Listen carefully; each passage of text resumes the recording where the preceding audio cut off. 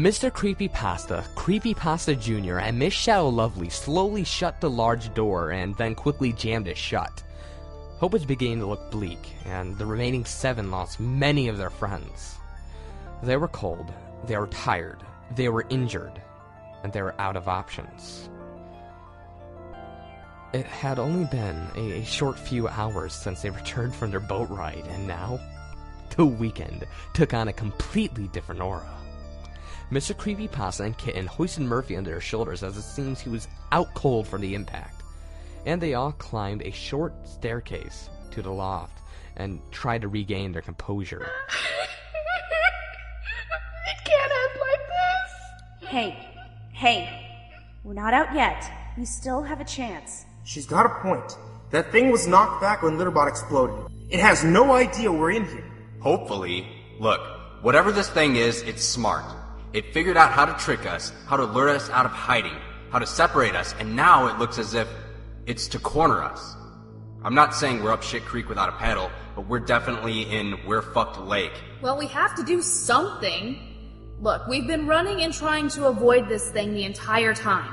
Maybe it's time we take a stand and put it on the defensive. That's actually not a bad idea. There's just one problem. The guy who knows everything about this place is out cold.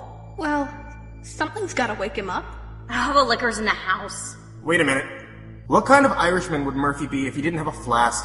Mr. Creepypasta began patting Murphy down. Let me check his back pockets.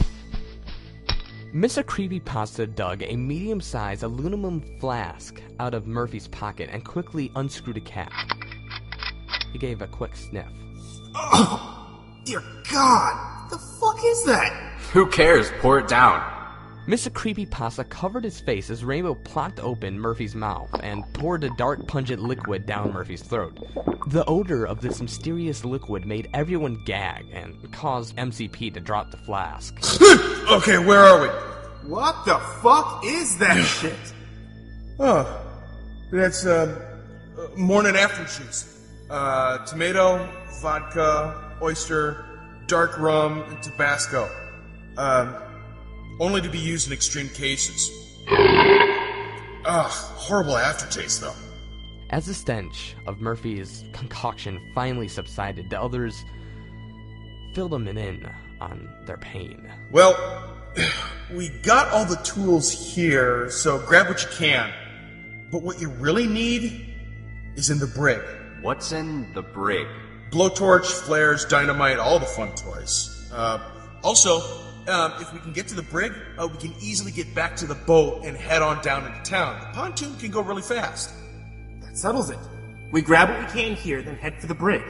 Then to the boat and make our stand. We might not all make it, but we sure as hell will die trying. I don't want to be one of those that just cowers in the corner to die. There's a problem, though. What's that? What if that thing is out there waiting for us? I mean, what are we gonna do if we leave this barn and the monster is waiting right outside the door, ready to eat us? That's a chance we have to take. We don't have many options left. Okay, there's 7 of us left, and Junior can't use his arms, so he needs to be in a group of 3. What are you suggesting? We go in groups of 2 to the house, then sneak through the house to get to the brig. Problem. What if Sunshine is already in the house? Shit. I didn't think of that. What other options do we have? Frantically, Murphy scanned the barn for anything that might give them a fighting chance, or at least a good head start. Murphy looks down the floor of the barn and studies the contents. The scooters! What? You have scooters? What scooters? Murphy hopped down the stairs and hidden behind his father's 1956 MGA rested 2 small scooters, one red, one yellow. My folks have had these for ages. Pretty reliable, I guess. We tie them together, send them across the property, and the beast chases them, buying us enough time to get to the house. That's stupid. Stupid enough to work, but we'd have to act real fast. That thing busted a hole through the house, remember? The group agreed and they started their work. While Murphy and MCP concentrated on trying and stabilizing the scooters together, the rest started going over the available tools. Hatchets, axes, sledgehammers, pickaxes, chainsaws, screwdrivers, knives. They were set. They were completely consumed by the work, but they failed to realize that they had not heard a sound from the beast in quite some time. How are we gonna get those scooters out of here? We can't just open the garage door. That'll make too much noise. Disengage it. Kitten climbed up the ladder and pulled a release line to disconnect the door from the drive motor. Rainbow, MCP, and Lovely all helped in the hoisting effort to pull the door up as quietly as possible. Murphy, Bunny, and Kitten wheeled the two scooters tied together with rope, twine, and duct tape to a couple of boards just under the door. Murphy started them both up. The first thing to go right this entire evening was that they both stayed started. Murphy then cranked the throttle on both and fastened the makeshift harnesses to keep the throttle in place after they let go. It took both Bunny and Kitten all their strength to hold the scooters back. Junior slipped out from under the door, and Lovely, MCP, and Rainbow gently lowered it back down.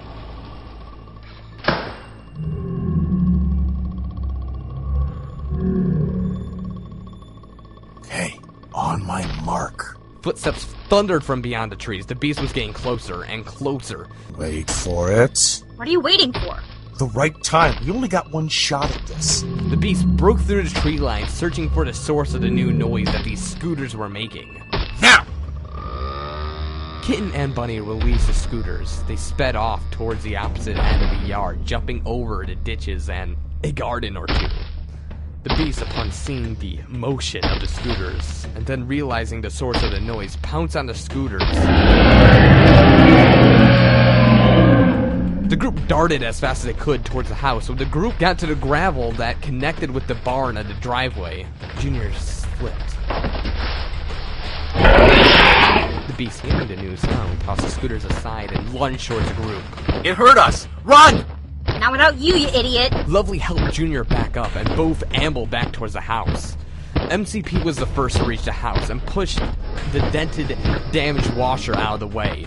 The door to the house is hanging by a mere splinter, so when Kitten, Bunny arrived next, they simply had to rip the door off of its frame, and then continued inside.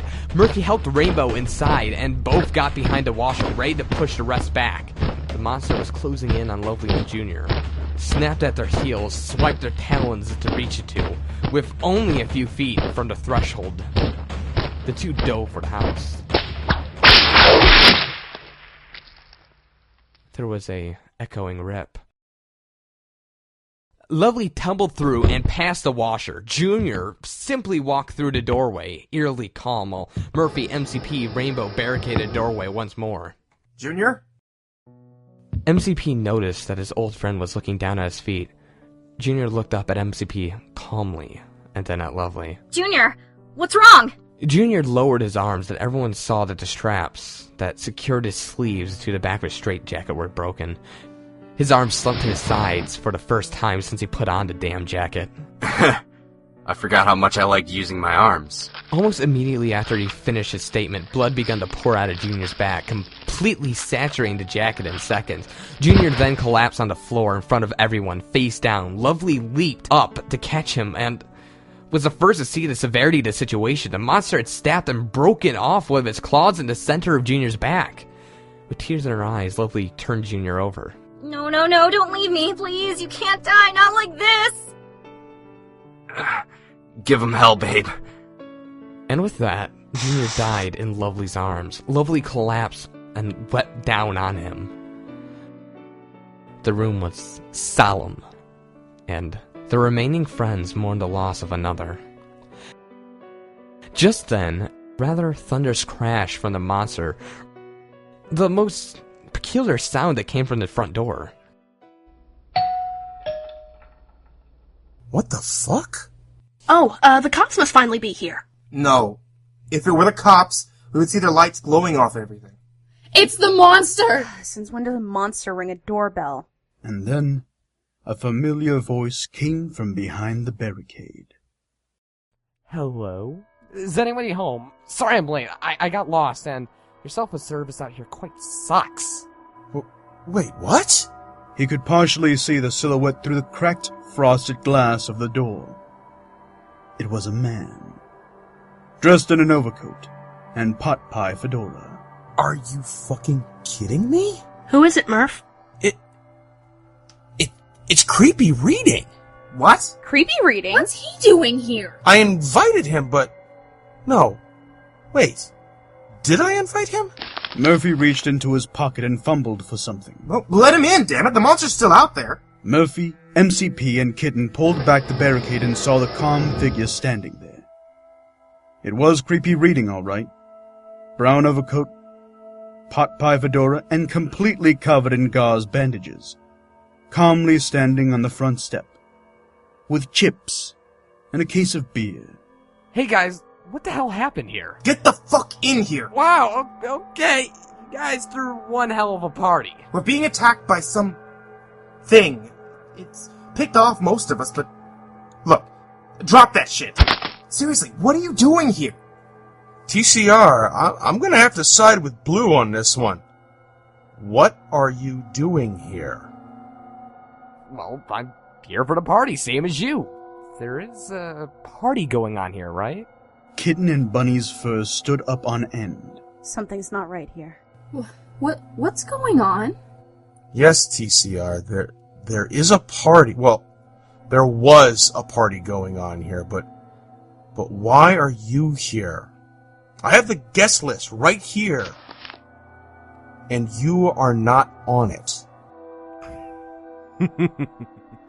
You know, I've been friends with you guys for a while now, right? I've been participating in community events, and I've even been featuring you guys on my channel. For what? So, I get snubbed on what's supposed to be the most prestigious party in the entire creepypasta universe? Creepy Reading's voice got lower and more primal. His bandages began to unfurl, revealing a runny greenish-brown skin. Creepy Reading began to grow larger. So, I beg and I plead and I pull every favor I can to get on this damn guest list. And nothing! You are such a fucking idiot! The party hasn't occurred yet, you dumb shit! This was just a private retreat for close friends. You killed my junior because you are the dumbest piece of shit on the planet! Creepy Reading, if this is true, that you killed everyone simply because you didn't get an invite, then I'm sorry. We're gonna have to terminate your membership to the community. At this, Creepy Reading fully revealed himself. The gauze and clothing tore away fully. His head disintegrated. His size tripled. His nails grew into talons, and he sprouted a gigantic reptilian tail. I'm that Creepy Reading, and I am the monster. And you know what? I will kill you all, continuing with these two morsels before me. Murphy! Get everyone to the brig! We'll hold off Stinky here.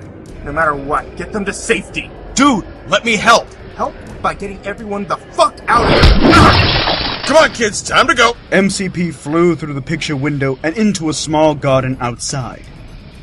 Back inside, Lovely torched and scathed the beast from all angles, until she had her feet knocked out from under her. Lovely cracked her head on the cold tile floor, but quickly rolled under the monster before he could crush her under his foot. Stand still, you son of a bitch! Lovely climbed up on its back and grasped his slimy hide with both her hands, infusing her firepower into the monster's skin. The areas began to glow red with heat. The monster howled in pain. You killed my friends! You ruined my weekend! And you took my junior! Just as she was about to deliver the final blow, the monster drew enough strength to flip her out the same window as Mr. Creepypasta. Lovely landed in the same garden. Mr. Creepypasta helped Lovely to her feet. You know what this party needs? Texas barbecue? You read my mind. Both turned back to the now open window, but the beast was gone. Did we lose that asshole again? But they didn't have to look far. The beast had made its way up into the roof and launched itself at the two. Mr. Creepypasta pushed Lovely out of the way as the beast struck and lashed viciously with its beastly claws. MCP doubled over. Lovely set him up as the beast recovered from its dive. Get out of here! Miss Shadow Lovely inspected the wound. It was deep, Chunks of blue flesh and even deeper azure blood gurgled from the side of MCP's body. I can't let you die. You're my friend. Help protect the others. Lovely couldn't bear to lose another. She turned around to see the beast, now in a serious amount of pain, stumbled to get up. The fury within her burned with the heat of 1,000 suns, and her eyes turned fiery red. She marched towards the wounded monster and left footprints of charred earth in her wake. The plants and vegetation wilted and shriveled from the intense heat she was putting out. She raised her hands and produced a fireball in each. She steadied her point-blank aim and stood firm. I think we're done here. And just as she was about to burn the monster alive, it retched up at Lovely, extinguishing her flame and covering her face in its acidic and corrosive saliva. Lovely screamed in pain, and all MCP could do was watch as Lovely melted before him. Oh, God, no! Lovely. God, no. He watched motionless as the fumes finally faded from Lovely's disfigured, molten remains, and the beast stood up tall once more. MCP raised his hand once more to defend himself, but was unable to. I've had enough, Mr. CreepyPasta. No, well, you're gonna die quickly, while your friends suffer greatly.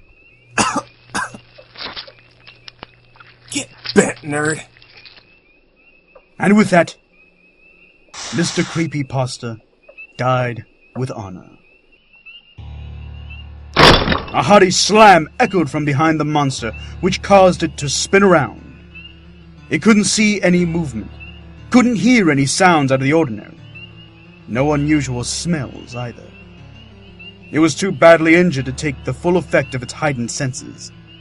It breathed calmly and slowed its heart rate, causing its form to retract, and the bandages slowly began to wrap themselves back onto its skin. The beast was hidden once more. Only the frail and lanky bandaged ghoul, Creepy Reading, remained. Okay, guys. Where are you hiding? Can't be that far.